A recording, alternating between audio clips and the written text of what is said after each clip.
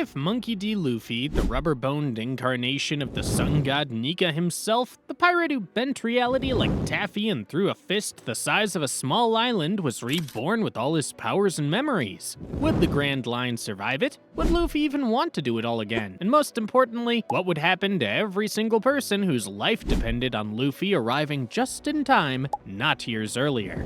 I found 3 ways this alternate timeline could have played out, and trust me, each one hits harder than a Bajrang Gun. In the first scenario, Luffy wakes up inside the barrel somewhere in the East Blue. He stretches, cracks his cartoonish knuckles, and immediately knows exactly where he is, exactly what year it is, and exactly how this whole ride ends. He's already been there. He already knows Shanks is fine, he already knows Roger's laugh, and what the One Piece actually is. He remembers Robin's I want to live, he remembers Ace burning to ash in his arms. And here's the thing about this version of Luffy. He wouldn't be relaxed about it, he would be ravenous. The Hito Hito no Mi model Nika, what the world government spent 800 years hunting and fearing, is already fully awakened inside him.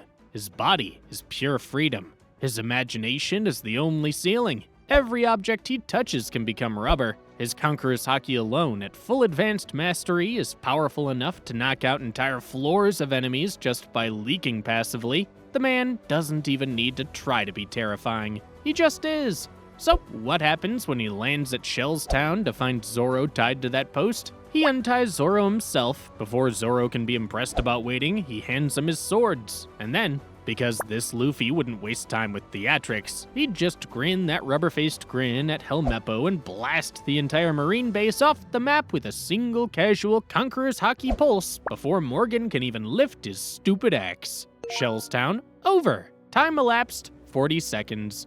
Buggy in Orange Town, Luffy already knows exactly how Buggy's fruit works. He'd grab every single one of Buggy's flying body parts out of the air simultaneously, stuff them back together, and have him tied to a lamppost before the clown could even finish his dramatic entrance speech.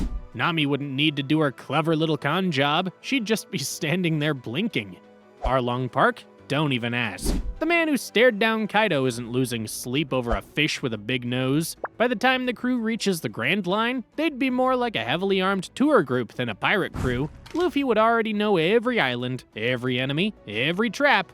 But this will ruin the overall story, because every character's greatest chapter gets quietly replaced by Luffy showing up early and solving the problem in 30 seconds. A crew that never earns its victories doesn't really become a crew. They become passengers, and a Luffy who solves everything before anyone else can try doesn't build the Straw Hats, he just collects them. For theory number 2, Luffy decides, approximately 10 minutes after waking up in that barrel, that he is not going to let any of it happen again. Not Marineford, not Ace, not Robin hunted for 20 years like an animal, not Wano crushed under Kaido's boot for 2 decades while its people starved and forgot what freedom felt like. He has memories, he has the power, he has the full, catastrophic toolkit of the Sun God Nika at his disposal, and he decides he's going to fix everything. Alone, now.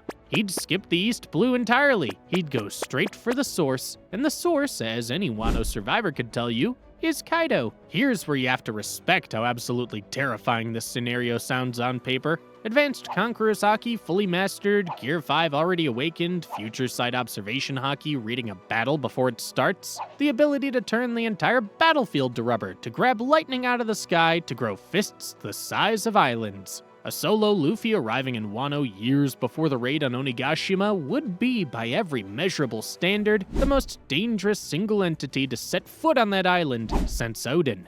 And he would still lose, because the thing about Gear 5 is that it's not just a power, it's an expression. It feeds on joy, on freedom, on laughter. The drums of liberation don't beat for a soldier on a grim mission with no backup and no friends cheering his name. They beat because Luffy's surrounded by the people he loves, fighting with everything he has for their freedom, not just their survival.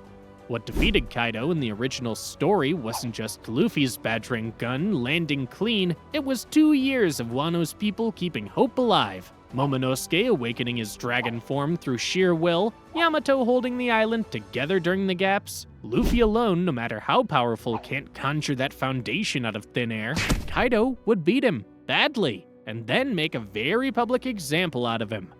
This next theory might just be the best, but all Luffy needs here is what he hates most: patience. A reborn Luffy with every memory intact would eventually land on a truth that the original Luffy only understood through the accumulated weight of years and loss. That freedom is not a destination you reach by overpowering everything in your path, it's something you build together, with people, through real struggle, real failure, and the choice to get up again anyway. So this Luffy stays. He gets in the barrel, he meets the crew exactly when he's supposed to, he lets Zoro be impressive, he lets Sanji be dramatic, he lets Usopp be terrified and brave in equal measure, but this time, every single fight, Luffy's holding back. Not performing weakness, just choosing exactly how much of his power is necessary, like a master musician who knows when not to play. The first miracle happens at the Baratie. When Mihawk arrives and that legendary duel with Zoro is about to begin, this Luffy would have the instinct to just end Mihawk in 3 seconds and be done with it. He wouldn't. He'd let the duel happen, but this time, if things ever tipped too far, if for 1 second it looked like Zoro wouldn't survive to make his vow, Luffy's future sight would have already read the battlefield and positioned him perfectly to intervene without stealing the moment. Zoro gets his scar, Zoro makes his oath, and Luffy, watching from the sidelines, smiles the smile of a man who already knows exactly how far that vow will carry his first mate. At Eni's lobby, when Robin finally screams that she wants to live, this Luffy would feel it hit different, because he already knows. He'd already cried for her once, in a future that doesn't have to happen the same way anymore. And when CP9 gets out of hand, his advanced armament and Conqueror's Haki held deliberately in reserve would tip the battle from near disaster to survival without removing the drama. The crew would still bleed for it, but they would survive it cleaner. At Thriller Bark, instead of collapsing under the weight of absorbing all of Luffy's pain until it looked like a raw wound given human form, Zoro, protected by a Luffy who uses subtle observation haki to redirect just enough damage, would still stand up and deliver that nothing happened line. Except, this time, there'd be a quiet, knowing look between the two of them.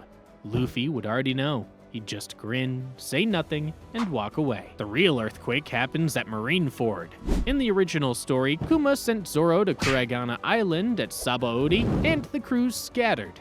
A reborn Luffy with fully mastered future sight observation haki would read Kizaru's moves before they happened and keep every crewmate on their feet. They'd reach Marineford together. And standing on that battlefield with that execution countdown ticking, a Luffy who already knows what Aki Inu's about to do would be precisely where he needs to be. He wouldn't save Ace in the middle of the Marine Fortress. He'd know the cost of trying is too many lives, but he'd be in the position to pull Ace out of the aftermath faster with less damage, with less of that bottomless grief that sent the original Luffy into a 2-week catatonic spiral on Jinbei's back. A Luffy who grieves but isn't shattered resumes training faster. The 2-year time skip becomes 18 months. The crew that reunites would be tighter, fiercer, and better fed by purpose. And Wano? Wano would be the best version of itself. A Luffy who spent the entire journey deliberately tempering himself, choosing when to reveal his true power, would arrive at Onigashima already beyond what the original was. When he faces Kaido on that rooftop, there's no desperate last stand awakening wrung out of near death.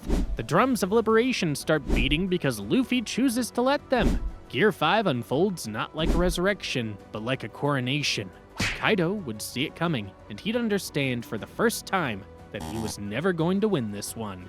The liberation of Wano would be louder, cleaner, the morning after would feel less like survival and more like dawn. A reborn Luffy with every power and every memory is only as dangerous as the relationships he lets develop around him. The moment he tries to carry the world alone, he becomes less. The moment he lets the journey happen, he becomes exactly what Joy Boy was always meant to be. The most powerful version of Monkey D. Luffy isn't the one who arrives early and wins every fight before anyone else can blink. It's the one who shows up exactly on time, lets everyone around him become their best selves, and saves the last, biggest swing for when it matters most. Which, come to think of it, is exactly what he did the first time around. And that might be the most interesting thing about this whole thought experiment. The right answer isn't to change the journey. The right answer is to live it better. Hit subscribe so you don't miss what happens when we ask the same questions about Zoro.